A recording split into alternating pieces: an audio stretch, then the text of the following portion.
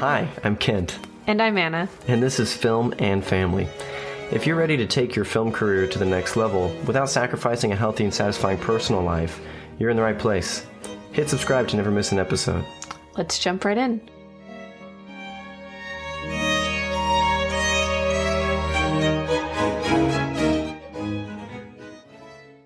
Today we want to share with you an interview that we had with Noam Kroll, who is a filmmaker. We have engaged with his content before, but this was our first time really meeting and talking about stuff in detail, and we hope you enjoy it as much as we enjoyed recording it. Yeah, in my mind, Noam Kroll's name became very synonymous with LUTs. He's put together a lot of color grading products, but he also has a whole slew of educational products, and he's made 3 micro-budget feature films is in development on some others, which we'll talk about, you'll hear in the interview. But he's a filmmaker at heart. He has vast experience in commercial production, and he has some very personal feature films that he's made.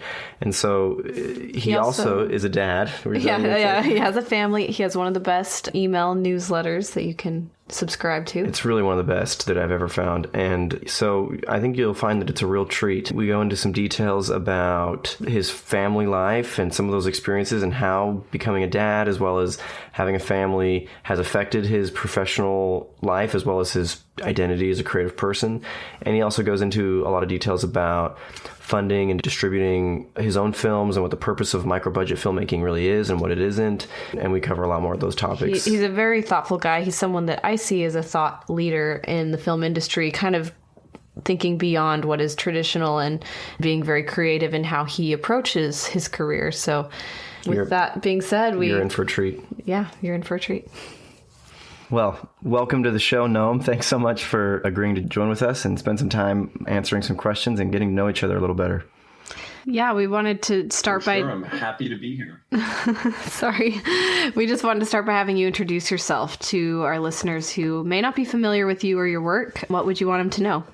For sure. Again, I thank you both for having me on. I love doing these sort of interviews and meeting other filmmakers. For anyone who hasn't come across any of my stuff online, I've been trying to really spend the last, I'd say, close to 10 years just sharing content with the filmmaking community. As a filmmaker myself, I'm always just trying to kind of share what I'm learning either through my blog, my podcast, my newsletter, these different content streams and channels that I have. And a lot of what I share centers around either, the creative aspects of filmmaking and just creativity more broadly. And then on the other side of the spectrum, the business side of things. So becoming more entrepreneurial with your work as a filmmaker and, finding ways to sustain yourself financially while still making movies and pursuing all of your creative goals. So ultimately, a lot of the stuff that I talk about is at the nexus of those two things. And that really has complemented a lot of the other stuff I do, whether it's running my production company or directing micro-budget feature films and all sorts of other stuff that I guess we could get into over the course of our chat. No, it's a great intro. I appreciate it. So you mentioned supporting yourself financially as well as pursuing your creative goals. Just so I can get to know you, what are some of those general creative goals that you see for yourself in the near future?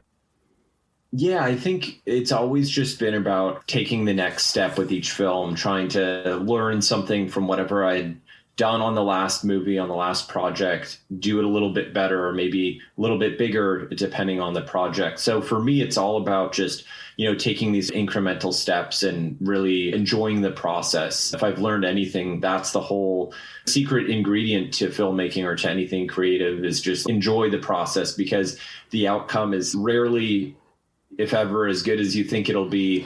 Sometimes it's worse than you imagine it'll be, but if you at least enjoy the process, that's always kind of the key. So that's become my metric of success. But more specifically, it's all about directing feature films. That's been the goal from day one and continues to be my goal. Despite all the other activities that I find myself involved in day to day, that's really the driving force, is just making movies and, continuing to hopefully reach more people with them. Yeah, that's I love awesome. that. Yeah, I really think that we both, Anna and I, relate to what you just said about your personal metric of success, which is what is the experience like making the film? And that was something I think we had a short film that we shot where that was literally the goal. We just said, we want this to be the best experience every member of the crew has ever had making a film. And that was actually, in that regard, was a very successful film. No, that's so important to make sure everybody appreciates what's going on and can take something away from it, including yourselves. And even when you have those challenges, because it's not always positive, even under the best of circumstances, you hit walls and you have these big challenges with your work. But I think you may not always be able to enjoy those moments, but to kind of enjoy the problem solving aspect of how do you work through those things? How do you get creative, turn a bad situation into something good? Those are, I think, the lessons that you eventually learn that really help you become a better filmmaker, because from making films, it's all about problem solving, and the better trained that muscle is that you have, the more effective you can be both on set and off. Yeah. I love that. And I love the enjoying the process. I think that does show up in your work. I remember watching people perform in high school talent shows and always thinking the people who were really nervous, even though they're sometimes good, I just felt nervous watching them. I was nervous for them. And then the people who were up there truly enjoying themselves, even when they weren't as good, I felt like I enjoyed it so much more. And I'm so glad to have you on this show, because I feel like I've really enjoyed your emails. I get hundreds of emails a day, and I really try to unsubscribe from as many as possible. But yours is very good, and I actually do look forward to it every week. So I think that the amount that I have interacted with you and your work, that has shown through that you like what you're doing and are enjoying the process. And learning from it a lot because of what you share. I appreciate that. Yeah. So you mentioned something here. Well, yeah, sorry, go ahead. I think there was a little delay, but I'll let you jump back in. Oh, no worries. You mentioned something about day one. What was day one for you? When did you feel like I'm going to make movies? Good question. I think it was just something that I always sort of did. I think, again, I don't know if you guys can relate to this, but I think a lot of filmmakers there's no real definitive point. For some people, maybe there is, but I think for a lot of us, you just always sort of are attracted to picking up a camera and shooting stuff and just trying to capture cool images, or you really like going to movies, you like watching movies. When I was a kid, I got into acting a little bit, and while I was also filming stuff and learning how to edit on an old VHS thing when I was 9 years old. So I was always kind of dabbling in everything. But growing up, as I've spoken about on a couple other podcasts as well, just where I did in Toronto, Canada, there's a film scene there, but I didn't know anybody in the film industry, so I didn't really see filmmaking as a viable path for me career-wise. So there wasn't really an actual day one of saying, okay, I'm a filmmaker now. It was more of something that just happened incrementally while I just continued to follow that pursuit. And then one day I kind of looked back and said, well, I'm now doing this for a living, so I guess now it's kind of official. But that moment happened well after I started picking up a camera and shooting stuff many, many years after. So I don't think there was an exact moment, but I would guess that's probably a through line for a lot of filmmakers. Yeah. If I could piggyback on that question, I think one milestone is the first time you make a feature film.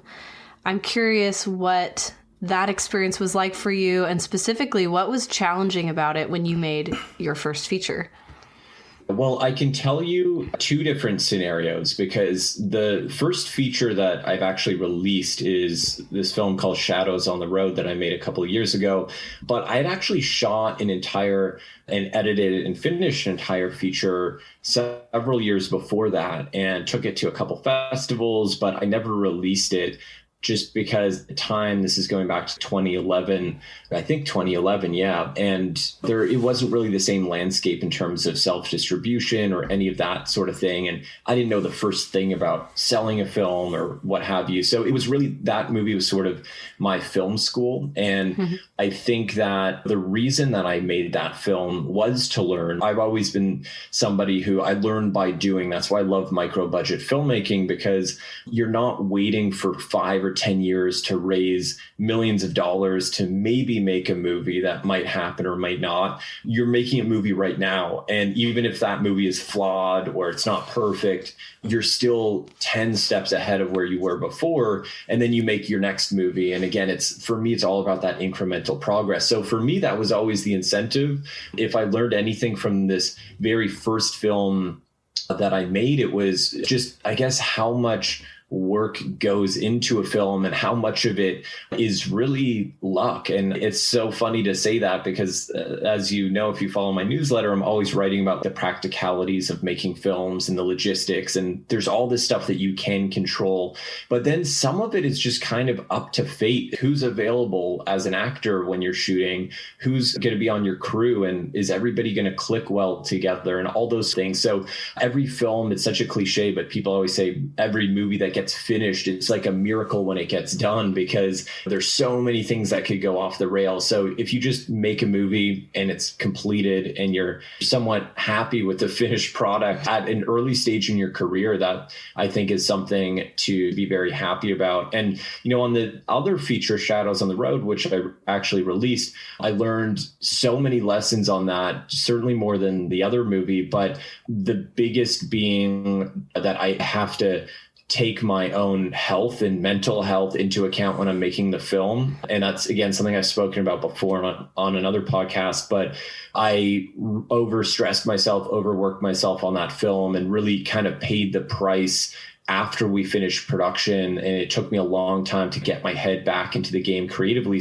speaking. So I've learned a lot from that just in terms of pacing myself and trying to approach things more moderately so I don't overexert myself and go down a dark path and really prevent myself from then making the next film, which is always the goal. Yeah. Well, that's really interesting. I'm sure we're going to ask you more questions about that. Well, that's right up our alley. Yep. And actually, we might even just jump to that question about what strategies have you found since then that help you to not feel so stressed, to achieve more work-life balance, especially when you're shooting on set? Yeah, I think the biggest thing, at least for me, was learning how to plan, on really understanding the importance of prep work. There was, for whatever reason, always something in the back of my mind. And maybe it's because I'm a big music fan and I like to sort of play guitar and improvise with people. And I always draw these analogies between music and film. And I like the idea of improvising with movies and letting it be more like jazz music, where it's more spontaneous and you're experimental and this and that. And creatively, that can be a great thing. But logistically, that can be a nightmare. Yeah. And sometimes when you lean too far in that direction, then you get into a problem like I had on my film where I was up. I remember this one night being up till 3 or 4 in the morning shooting, coming home, realizing we didn't have our location set for the next day, and then going on Google Maps at 4 a.m. trying to find somewhere we could go shoot guerrilla style and then send off a call sheet at 5 a.m. before we're going to all be back there in a few hours. So it just, those sort of things wouldn't have to happen if I really planned properly. And again, I was just naive the first couple times around, thinking that the lack of planning would be some sort of creative benefit. But now what I'm realizing is you have to learn, again, using that musical analogy, it's like learn the sheet music, learn all those notes, know exactly what you're doing. And then when you get there, once you're on set, then you can kind of play around or improvise or eliminate, change, whatever you want to do. But you only have the freedom to do that if you really put in the legwork up front to make sure that you've got all your ducks in a row. And for me, again, I'm someone who's super disorganized just in my day-to-day life. So that was a big thing for me. I don't know if that would apply to every filmmaker, but for other people who kind of work from the same place that I do, that's certainly an important lesson to keep in mind.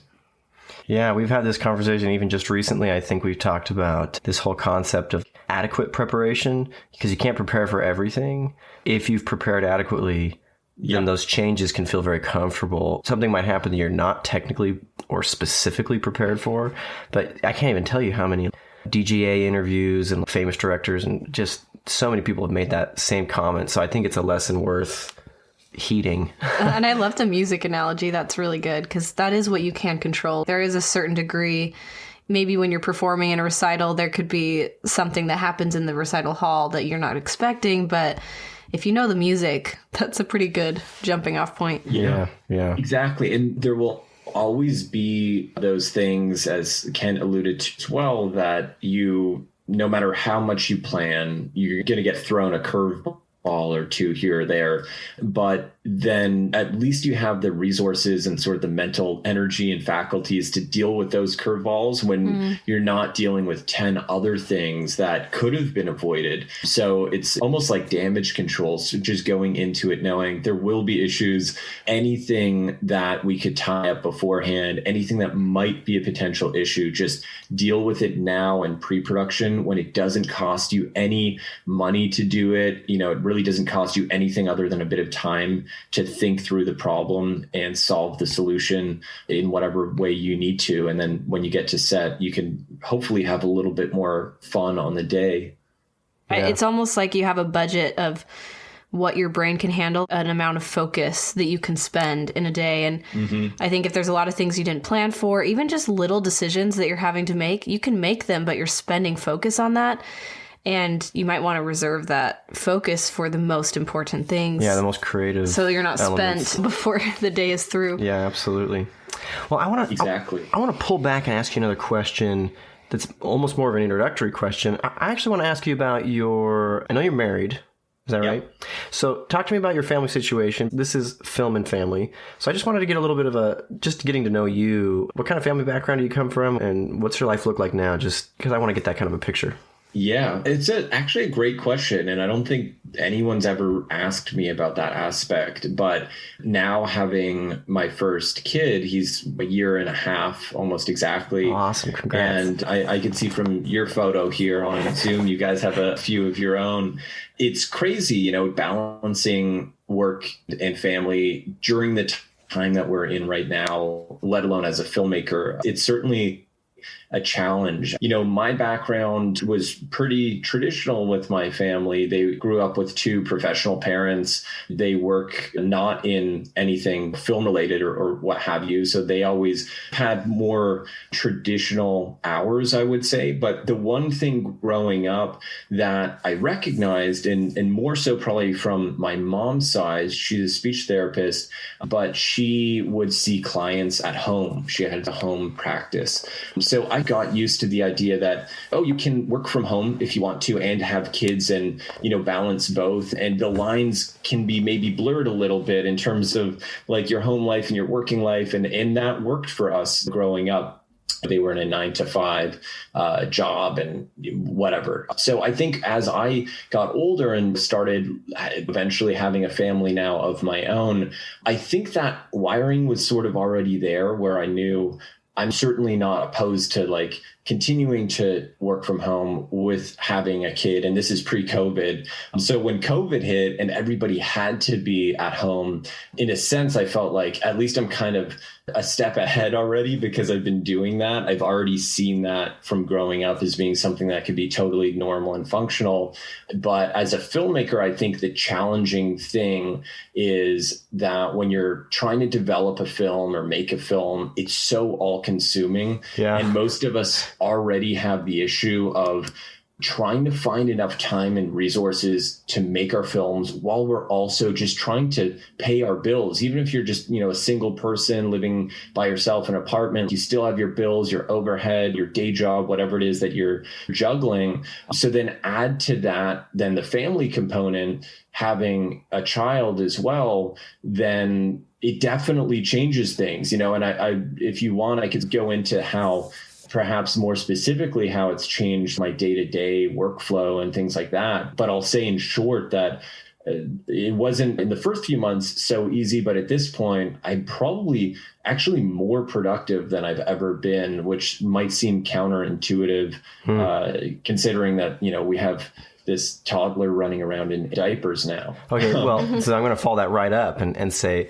in what exactly is that change in productivity? And why? What's changed with you that you feel like has made you more productive since becoming a father?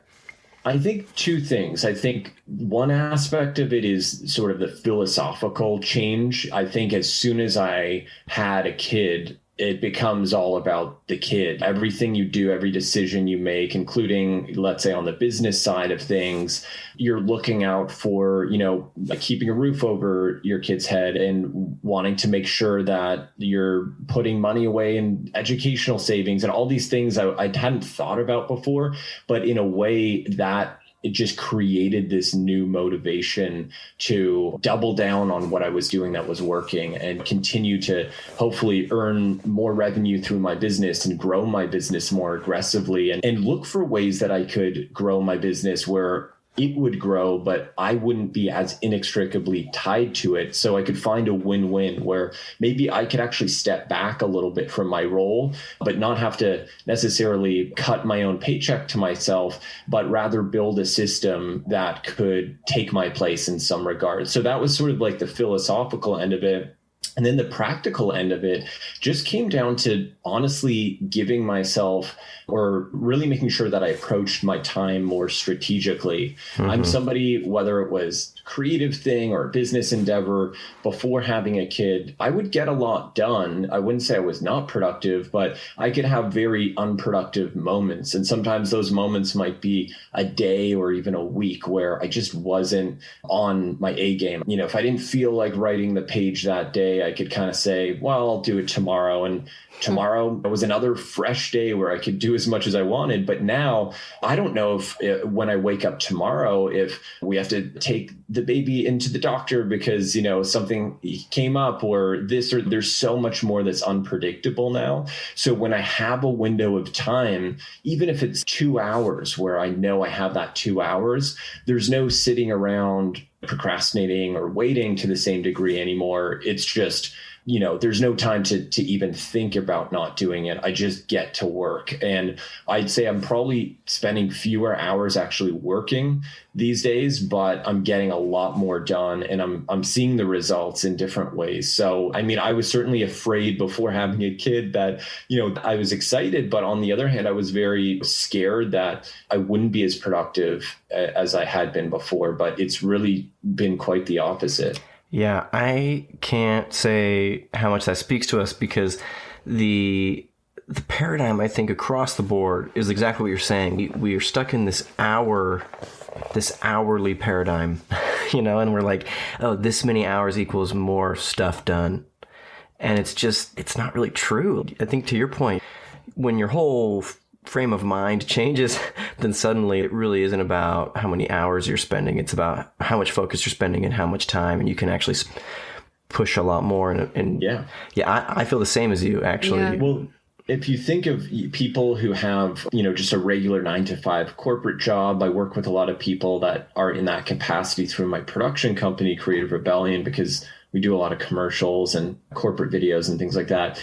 And what I'm always sort of baffled by is just how much time is wasted. And not because these people working in these positions want to waste their time, but because there's so many levels of hierarchy in these companies that it's just a meeting after meeting after meeting. And if you could look at somebody and say, okay, well, that person works in an office and they have a day job and they're spending 40 hours a week on X, Y, or Z. But are they really spending 40 hours a week? Probably not. They're probably spending most of their days on things that actually aren't related to the deep work that they might need to do to really get ahead in whatever it is that they're doing for their career. And I think, you know, the same could be said about a freelancer or someone with a small business. If it's all about how many hours that you had, I mean, at the end of the day, then somebody who's unemployed, doesn't have any family or any other obligations, and just wants to take advantage of all the hours that they have should be the wealthiest person or the most successful person creatively. But it doesn't work like that because, you know, if you have a brilliant idea for something and it only takes you an hour a week to execute it, that's going to get you further than a bad idea that takes you 40 hours a week. So yeah, it's, you know, I think it creates this efficiency, this way of thinking more efficiently and, you know, in a reductive way where you're not trying to do 100 things. You really have to say, okay, what are the 5 or 10 things that are really going to matter? And how do I commit to those things every single day? And I think when it's more sort of do or die like that, you tend to rise to the occasion. Yeah. I think it's a great example of how a creative restraint can actually be a great asset, because in this case, you're saying, you know, your son suddenly demanded time and at moments that you can't anticipate in advance. And so your value of your time goes up. And then the value of that time goes up, right? Like you value it more and it becomes more valuable and you're able to get more done, which is very similar to our own experience as well. We've been able to cut our hours in half, get twice as much done, and it's better work because of it. And that's something we're always talking about is like film and family don't need to be mutually exclusive. In fact, they can be mutually supportive in many ways. And so I love that example that you gave us. Yeah. And to build on that, because I really couldn't agree more. And again, I think for anyone who doesn't have kids, it might seem counterintuitive to hear this. I know to me, before I had a kid, I would have thought, the exact opposite, but that really just is the case. And I think you said something really smart about how the amount of time that you have all of a sudden becomes more valuable. And I found that to be the case. I think sometimes having too much time, that's where you get into trouble. It's like having too many ideas when you're writing. That's sometimes where writer's block comes from. You don't have those constraints. You could just go anywhere you want with your story. And therefore, you can never pin down the right idea because there are too many ideas. It's like if you have too many hours in the day, that type of freedom isn't always actually a good thing. But by the same token, the other thing I was going to say was, I don't know if you guys have found this, but I think that as a filmmaker, and specifically as a director, because you're in a leadership position and your job and your role is really to lead other people through, people with different personality types and people with different experiences and backgrounds and all this sort of thing. I think becoming a parent, having a family, just becoming an adult in the real world, I think forces you to develop in a way that probably makes you a better communicator. It makes you more empathetic. It makes you it creates a lot of wisdom that you did not have before. And that wisdom can then carry back over to your film set and the way you work with your crew or how you approach developing things. It's just, it really sort of accelerates the process of maturing you. And I think, again, to be a great director, it's not like playing sports where you're going to do your best when you're really young because that's when you're in best shape. Like as a director, I think you do your best as you get a little bit older because you start to, again, gain that sort of wisdom and maturity, and that can then really help your work. So yeah, that's sort of the other angle that I would add to it. Yeah, I can't even tell you how much I love that. Yeah, that's awesome. I first of all, I think that's a really helpful and healthy perspective. I know that the writers of A Quiet Place created this little chart for themselves of all the big directors they admire when they kind of broke out. And just to remind themselves that most of those guys broke out in their late 40s. None of them were as young as they, in their minds, they just keep thinking about Damien Chazelle and Steven Spielberg, who are making these blockbusters at 27. And they're like, what am I doing with my life? And so I think that is helpful. And parenting does accelerate it. We actually had a professor who said he could always tell that switch when either a director or an actor became a parent because their work would immediately mature so quickly that he was like, I could just tell. And then he'd look it up and sure enough, they'd had a baby. Yeah, even Koreeda Hirokatsu, who's one of the greatest living directors right now. Well, and he was known as a family filmmaker before he actually... Yeah, not family film like as a marketable family film like we think about in America, but he deeply explored these familial dynamics in his films. But he shifted once he was making these, which his films were remarkable and mature before this, but once he became a father, like the perspective, he even talks about this himself, shifted from a lot of perspective from children to perspective from parents, because my relationship shifted at that point. I became the father. So my films started to kind of tell the story from that point of view a little more.